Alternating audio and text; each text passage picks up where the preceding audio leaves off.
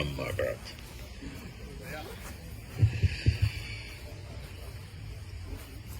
حضور بیٹھ جائیں.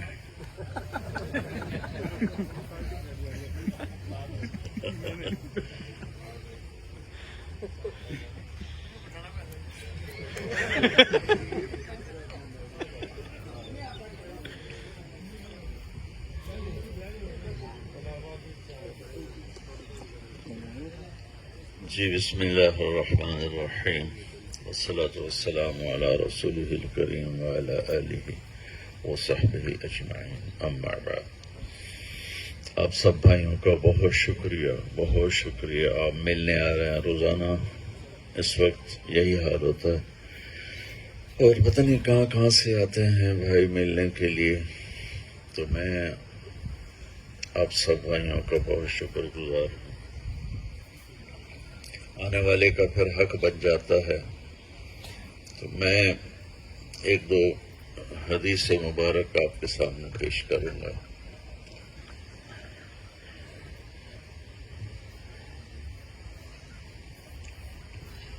زندگی کی خوبصورتی کو حاصل کرنے کے لیے پیسہ نہیں چاہیے, اخلاق چاہیے. گھر اچھا لینے کے لیے پیسہ چاہیے, گاڑی اچھی لینے کے لیے پیسہ چاہیے, لیکن لائف خوبصورت ہو. میری بات غور سے سنیے گا. لائف, زندگی جو اندر ہے, اس کی خوبصورتی کا تعلق اچھے اخلاق کے ساتھ ہے. آپ لوگوں کے رویوں کو برداشت کرنا سیکھیں, معاف کرنا سیکھیں, درگزر کرنا سیکھیں. آپ کی لائف میں ایک نورانیت پیدا ہو جائے. سب دیکھیں, اللہ کے نبی نے کہا جو 5 وقت نماز پڑھے گا جنت میں جائے گا. ٹھیک ہے. جو روزہ رکھے گا تو ایک دروازہ ہے روزے والوں کا جس میں سے وہ جائے گا. جو ذکر بہت زیادہ کرے گا اس کے لیے ایک دروازہ ہے اہل ذکر کا, اس میں سے وہ جنت میں جائیں. ایک عمل کے لیے آپ گارنٹر بنے. یہ خبر ہے یہاں, اور یہاں گارنٹی ہے. تو گارنٹی میں کیا ہوتا ہے کہ اگلا ذمہ دار ہو جاتا ہے کہ ٹھیک ہے جی میں کروں گا. اور خبر دینے والا ذمہ دار نہیں ہوتا ہے, بتا دیتا ہے کہ بھائی یہ ہوتا ہے, ہو سکتا ہے نا اس کے خلاف ہو جائے. جو نماز روزہ رکھے اور جھوٹ بولتا رہے تو روزہ تو پھٹ گیا. تو ایک عمل کے لیے میرے نبی گارنٹر بنے. آپ نے فرمایا تم اپنے اخلاق اچھے کرو, میں ضمانت دیتا ہوں تمہیں جنت الفردوس لے کر دوں گا. جیسے یہاں کے اصول, یہاں کے کیا اس کو کہتے ہیں, آپ قانونی تقاضے پورے کر لیتے ہیں تو حکومت آپ کو پاسپورٹ دیتی ہے. تو میرے نبی نے فرمایا کہ تم میرا ایک تقاضا پورا کر دو, میں تمہیں جنت الفردوس کا پاسپورٹ لے کر دوں گا, ویزا بھی لے کر دوں. وَزَعِيمٌ بِبَيْتٍ فِي أَعْلَى الْجَنَّةِ لِمَنْ حَسُنَ خُلُقُهُ. میں ذمہ دار ہوں, میں گارنٹی دیتا ہوں تم اپنے اخلاق اچھے کرو, تمہیں جنت الفردوس میں گھر لے کے دوں گا. ملے گا نہیں کہا, کہ لے کے دوں گا. اچھا یہ کیوں کہا ہے اللہ؟ میں کو پچھلے کتنے 40 سال سے سفر کر رہا, 37 سال سے, 82 میں میرا سفر باہر کا پہلا ہوا, اور اس کے بعد سے اب تک زندگی گزر گئی سفروں. جو اچھا پہلے ایک چیز بتاتا ہوں, مارکیٹ میں کوئی چیز کم پڑ جائے تو پرائسز اس کی کیا ہوتی ہیں؟ زیادہ ہو جاتے ہیں. اور اگر مارکیٹ میں چیز بہت زیادہ ہو جائے تو پھر کیا ہوتا ہے؟ قیمتیں کم ہو جاتی ہیں. تو یہی دین کی مارکیٹ کا بھی اصول ہے. جس عمل کے کرنے والے تھوڑے ہو گئے نا، اس عمل کی قیمت بڑھ جائے گی. تو نمازی اللہ کے فضل سے کروڑوں ہیں، روزہ رکھنے والے کروڑوں ہیں، حج کرنے والے کروڑوں ہیں، زکوٰۃ دینے والے بھی کروڑوں ہیں، مسجدیں بنانے والے، صدقہ خیرات کرنے والے. لیکن میں یہ قسم اٹھا کے کہتا ہوں، اخلاق والے لاکھوں میں بھی نہیں ہیں، سینکڑوں میں مشکل سے. تو کیا ہوا؟ قیمت اپ ہو گئی. سعید انور کو آپ جانتے ہیں، سارے اچھے کرکٹر. اور محمد یوسف، پہلے یوسف یوحنا تھا، تو اللہ نے مجھے اور سعید کو ذریعہ بنایا اس کے اسلام میں آنے کا. تو یہ دونوں میرے پاس آئے، کہنے لگے ہماری جو طاقت ہے نا وہ تو لگ گئی ہے کرکٹ پر.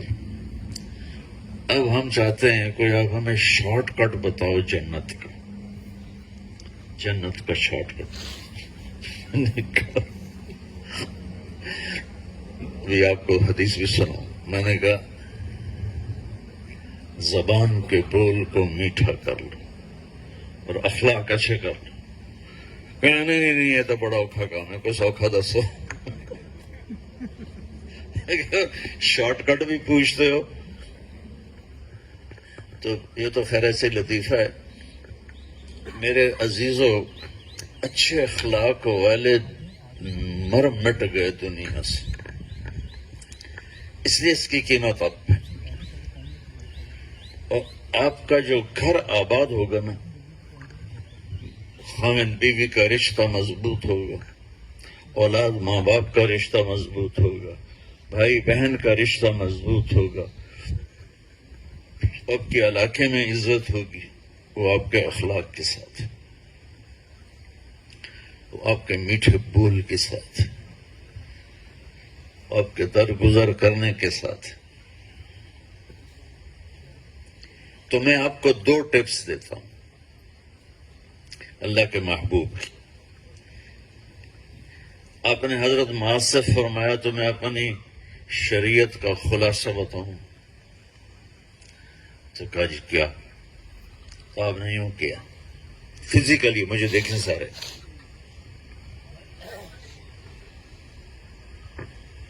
دیکھیں فزیکلی کر کے دکھایا.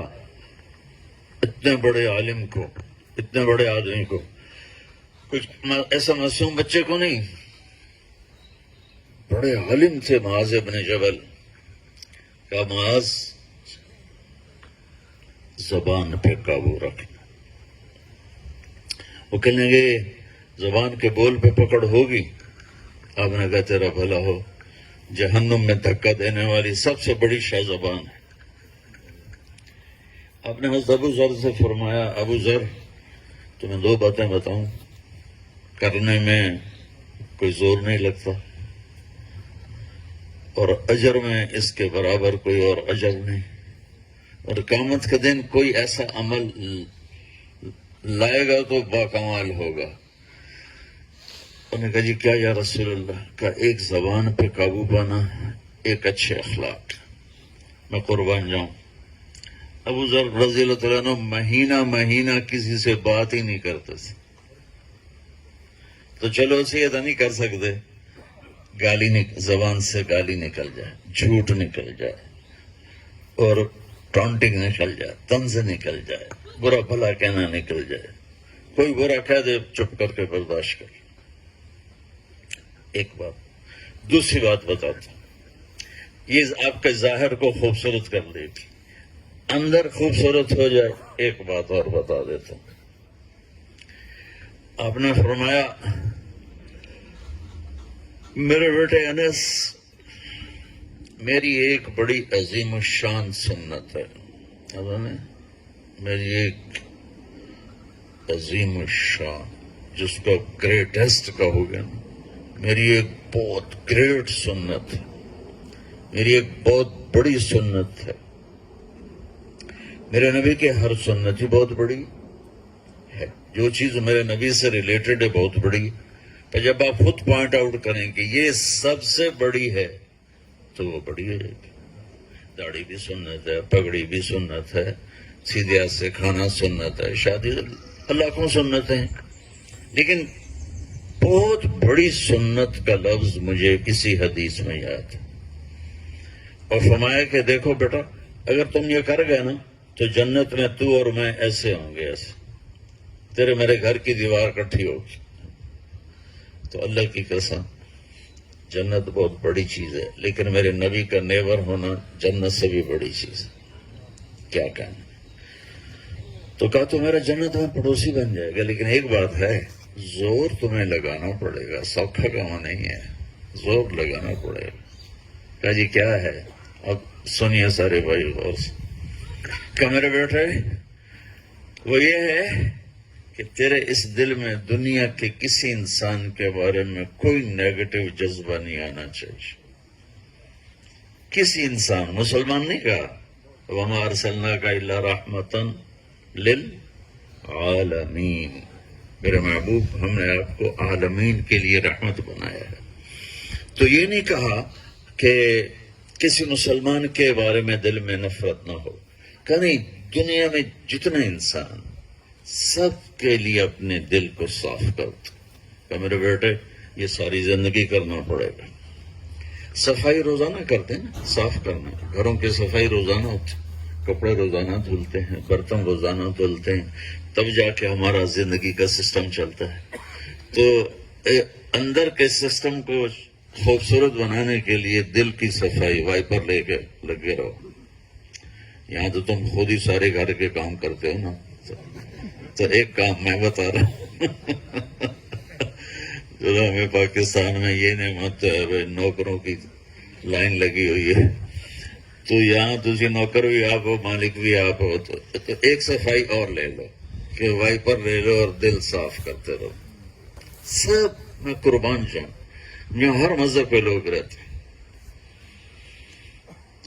میرے نبی فرما رہے ہیں سب سے دل صاف رکھو، سب سے دل صاف رکھو بھائی، کوئی بات۔ اور ایک آخری بات آپ کو حضرت علی کی سناتا ہوں۔ من اراد عزا بلا عشیرہ وغنا بلا مال وہیبۃ بلا سلطان وجاہۃ بلا اخوان فلیخرج من ذل معصیۃ اللہ الی عز طاعت اللہ۔